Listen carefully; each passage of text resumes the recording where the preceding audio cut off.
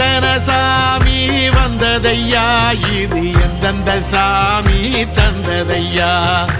எத்தனை பாட்ட சொன்னதையா, அத சுத்துற பூமி கண்டதையா, அடிச்சு வீசும் காத்துலையும் அந்த தகப்பனாச சுத்துதையா,